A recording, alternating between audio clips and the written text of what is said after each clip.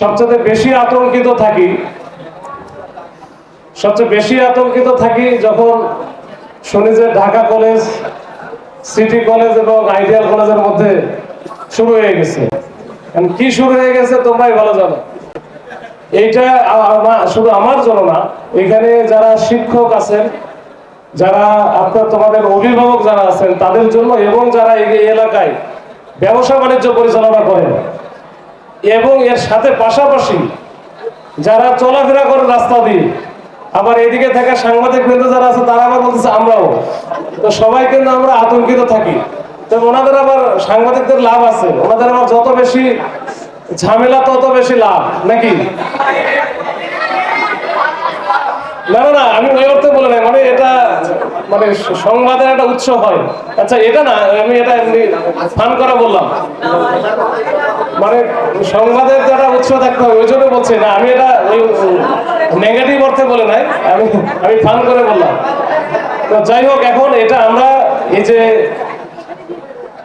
আমাদের new market থানার OC, এই ওসির নেতৃত্বে বা তার উদ্যোগে এই যে সুন্দর একটা আয়োজন, এই জন্য আমি ওসিকে আমি কৃতজ্ঞতা জানাই, ধন্যবাদ জানাই।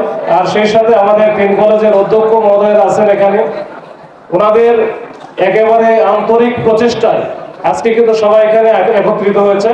এটা আসলে মিলন মেলা, আবার আরেক অর্থে আমি বলতে চাই যেটা ওই যে কি ত্রিপক্ষীয় চুক্তি নাকি শান্তি চুক্তি। তো শান্তি চুক্তি এক অর্থে বলা যায় যে যেহেতু আমরা ইতিপূর্বে বহুবার শান্তি চুক্তি ভঙ্গ করেছি, তো আবার শেষবারের মতো আমরা বসে গেছি, আমরা আসছি, সবাই একত্রিত হয়েছি।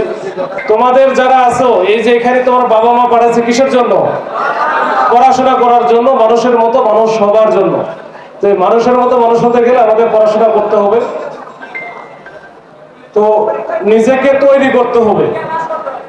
পরীক্ষায় পাশ করা তো বড়, এটা তো একটা বিষয় আছে, কিন্তু তার চাইতে বড় বিষয় হচ্ছে নিজেকে তৈরি করা। তোমরা যদি নিজেকে তৈরি না করো, নিজেকে প্রস্তুত না করো ভবিষ্যতের জন্য, তাহলে কিন্তু সবাই বিপদে পড়বে। আমরা পড়াশোনা করেছি, আমরা একেবারে গ্রামের প্রত্যন্ত গ্রাম থেকে পড়াশোনা করে উঠে আসা। আমরা কিন্তু ওই যে যখন যে আমরা একটা উদাহরণ দেই না, যে একটা পাখি গাছের ডালে যখন বসে, ওই গাছের ডালটা মরা না জেতা না ওই যে ভঙ্গু ভেঙে যে কোনো সময় করতে পারে, এটা নিয়ে কিন্তু পাখির কোনো মাথা ব্যথা থাকে না। পাখির ভরসা কোন জায়গায়? পাখির ভরসা কোন জায়গায়? তার নিজস্ব ডানায়। তো সে জানে যে ওটা জাস্ট একটা শেল্টার সে নিচ্ছে, কিন্তু তার মূল ভরসা হচ্ছে ডানায়। যদি ওটা ভেঙে যায় তাতে কোনো সমস্যা নাই, কারণ তার ডানা আছে। তো আমাদের মূল বিষয়টা হচ্ছে পড়াশোনা, আমার নিজেকে প্রস্তুত করা, নিজেকে কনফিডেন্ট হিসেবে তৈরি করা, যে না আমি সব জায়গায় যেন কম্পিট করতে পারি, আমি প্রতিযোগিতায় যেন আমি উত্তীর্ণ হতে পারি, সেইভাবে নিজেকে প্রস্তুত করা। বাবা মাকে তো ওই জন্যই পাঠাইছে।